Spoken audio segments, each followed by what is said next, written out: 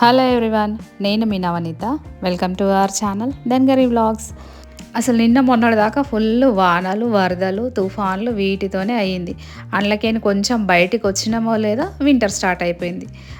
Winter అంటే మాకు మామూలుగా ఉండదు, అసలు ఊటీతో ఈక్వల్ ఉంటుంది. ఎందుకంటే మన తెలంగాణ ఊటీ కదా, అంత చల్లగా ఉంటుంది. ఇంత చలికి రోజుకు 2-3 సార్లు ఛాయ్ తాగంది అసలు మనసు ఊకోదు. మనసు ఏమన్నా బాడీ కూడా సపోర్ట్ చేయదు, అంత చల్లగా ఉంటుంది. ఇక ఉట్టి చాయ్ తాగితే ఏం బాగుంటుంది, దానికి ఏమైనా కొంచెం క్రంచీగా క్రిస్పీగా తినుకుంటూ ఒక కప్పు టీ తాగితే ఎంత బాగుంటుందో. అందుకని చెప్పేసి నేను క్విక్గా ఈ రెసిపీ ఒకటి చేస్తున్నా ఇక్కడ. అది చాలా సింపుల్, ఈజీ, అన్ని మన ఇంట్లో ఉండే వాటితోనే అయిపోతుంది, తొందరగా కూడా అవుతుంది.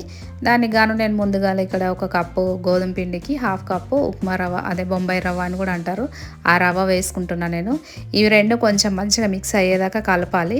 అది కలిపిన తర్వాత ఒక 2 టేబుల్ స్పూన్స్ ఆయిల్, మామూలుగా మనం వాడే ఆయిల్ ఏదైనా సరే ఒక 2 టేబుల్ స్పూన్స్ బాగా వేడి చేసుకోవాలి.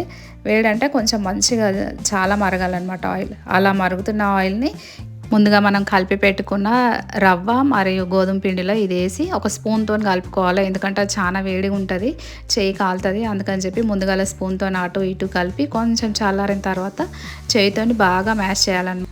నేను మామూలుగా నా వీడియోస్ అన్నీ నైట్ 11-10 తర్వాత వాయిస్ ఓవర్ ఇస్తాను. అసలు ఇప్పుడు టైం వచ్చేసి 9:30 అవుతుంది, అయితే కూడా చాలా విపరీతంగా ఉంది. అసలు నేను వాయిస్ ఓవర్ ఇస్తుంటే గొంతు లేవట్లేదు, మాటలు సరిగ్గా రావట్లేదు, చలికి మాట్లాడాలనిపించే ఓపిక కూడా లేదు. అట్లా అయిపోతుంది వాతావరణము. మీరే ఊహించుకోండి ఇంకా మా దగ్గర ఎంత చలి ఉంటుంది అనేది. సింపుల్గా చెప్పాలంటే గోధుమ పిండి రవ్వ ఈ విధంగా మనము ముద్ద కడితే ఇట్లా బాల్ లాగా రావాలి. అలా వస్తే అది పర్ఫెక్ట్గా అనుకోవాలన్నమాట. తర్వాత ఇక్కడ స్టవ్ వెలిగించి దానిపైన కొన్ని వాటర్ పెట్టుకున్నాను నేను. వాటర్ కొంచెం మరుగుతున్న టైంలో ఇందులోకి మనము ఇందాక తీసి పెట్టుకున్న ఇంగ్రీడియంట్స్ అన్నీ వేసేసుకోవాలి. ఏంటి అంటే సాల్ట్, ముందుగా సాల్ట్ చెక్ చేసుకోవాలి. సాల్ట్ మనం తీసుకున్న గోధుమ పిండిని రవ్వను బట్టి క్వాంటిటీ చెక్ చేసుకొని సాల్ట్ వేసుకోవాలి. ఈ వాటర్ మొత్తం సరిపోతాయా లేదా అనేది కూడా ఒకసారి చూసుకోవాలి. తర్వాత ఇందులోకి నువ్వులు, తెల్ల నువ్వులు వేసుకుంటున్నాను నేను ఇక్కడ, మీరు ఏది ఉంటే అది. తర్వాత వామ, ఇవన్నీ మనకు బేసిక్గా ఇంట్లో ఉండే ఇంగ్రీడియంట్సే. తర్వాత వచ్చేసి ఇందులోకి నేను కొంచెం జీలకర్ర వేసుకుంటున్నాను, ఒక 2 టేబుల్ స్పూన్స్ వరకు. తర్వాత చిల్లీ ఫ్లేక్స్, ఇంట్లో ప్రస్తుతానికి చిల్లీ ఫ్లేక్స్ లేకుండే, అందుకని చెప్పేసి నేను కొన్ని ఎండుమిరపకాయలు తీసుకొని చిన్న మిక్సీ జార్లో ఒకసారి రఫ్గా అలా గ్రైండ్ చేశాను. తర్వాత ఆ చిల్లీ ఫ్లేక్స్ ఇందులో వేస్తున్నా. మామూలుగా బయట దొరికే చిల్లీ ఫ్లేక్స్ అవే కదా అనుకున్నా, కానీ టేస్ట్ మాత్రం బాగుంది. మీరు ఒకసారి ట్రై చేయండి, చిల్లీ ఫ్లేక్స్ లేవని టెన్షన్ పడకుండా ఇలా ఒకసారి చేసి చూడండి, చాలా బాగా వస్తాయి. తర్వాత అవి కొంచెం మరిగిన తర్వాత అదే వాటర్తో ఇది ఇప్పుడు మొత్తం ఈ పిండిని అంతా మనము చపాతీ పిండిలాగా కలుపుకోవాలి, బాగా మంచిగా కలుపుకుంటూ. నేను క్యాజువల్గా 8 మినిట్స్ వీడియోని ఒక 2-4 మినిట్స్లో వాయిస్ ఓవర్ ఇచ్చేస్తాను, లేదంటే 3 మినిట్స్లో కూడా వాయిస్ ఓవర్ ఇచ్చేస్తాను. ఇది 7 మినిట్స్ వీడియో, కానీ నాకు చాలా టైం పడుతుంది. అసలు హాఫ్ అన్ అవర్ నుంచి వాయిస్ ఓవర్ ఇస్తూనే ఉన్నా కానీ కంప్లీట్ అవ్వట్లేదు వీడియో, అంత టైం టేకింగ్. చలికి అలా అనిపిస్తుంది. మరి ఇందులో ఉన్నాయన్నీ పిండిలో వచ్చేటట్టుగా మొత్తం వాటర్ ఎంతైతే మనం మరిగించామో అన్ని వాటర్ ఇందులో వేసి కలుపుకోవాలి.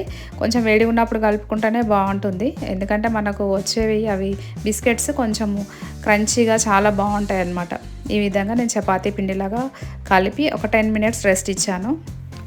మంచిగా ఈ విధంగా ఒక బాల్ లాగా చూసుకొని సాఫ్ట్నెస్ అనేది కొంచెం ఒకసారి చెక్ చేసుకున్న తర్వాత దీన్ని ఒక డిష్లోకి వేసేసి మూత పెట్టి ఒక 10 మినిట్స్ పక్కన పెట్టుకోవాలి. తర్వాత నేను ఇది ఏం చేశానంటే మళ్ళీ అందులోకి తీసి 10 మినిట్స్ తర్వాత ఈ విధంగా చపాతీ లాగా చిన్న చిన్న బాల్స్ చేసుకొని ఒకేసారి కొంచెం పెద్ద సైజ్ చపాతీ చేస్తున్నాను. నేను ఇక్కడ ఏంటంటే పిండిని ఎక్కడ ఒట్టి పిండి అంటే పొడి పిండి ఎక్కడ వాడట్లేదు. ఇది ఆయిల్ ఆల్రెడీ మనం వేసాము, మళ్ళీ అవసరం అనుకుంటే ఆయిలే పెట్టుకొని ఈ విధంగా చపాతీలాగా చేసుకుంటున్నాం. ఇలా చపాతీ చేసుకోవడం వచ్చిందంటే ఇంకా షేప్స్ మన ఇష్టము, ఒక్కొక్కరికి ఎవరికి ఎట్లా నచ్చితే అట్లా చేసుకోవాలి. నేనైతే పని ఎట్లయితే తొందరగా అయిపోతుంది, ఎట్లయితే ఫాస్ట్గా అవుతుంది అన్నట్టుగా ఆలోచించుకొని షేప్స్ కట్ చేసుకుంటా. కాకపోతే ఇక్కడ నేను మీకు వీడియోలో చూపించడానికి కోసం అని చెప్పేసి కొన్ని షేప్స్ చేశాను, అది మీతో షేర్ చేసుకుందాం అనుకుంటున్నా. అది చాలా సింపుల్గా, ఇందాక మనము చెప్పాను కదా నేను చపాతీ మందం ఈ విధంగా ఉండాలని చెప్పేసి కొంచెం లావుగానే ఉండేటట్టు చూసుకున్నా. తర్వాత ఇక్కడ వాటర్ బాటిల్ క్యాప్తో నేను ఈ విధంగా రౌండ్గా చేసుకుంటున్నా. ఈ రెసిపీ వచ్చేసి మన యూట్యూబ్లో చాలా వైరల్ అవుతుంది, ఇది చాలా ట్రెండింగ్గా. ఫోల్డింగ్ కూడా బిస్కెట్స్ ఈ విధంగా ఉంటాయా అనిపిస్తుంది.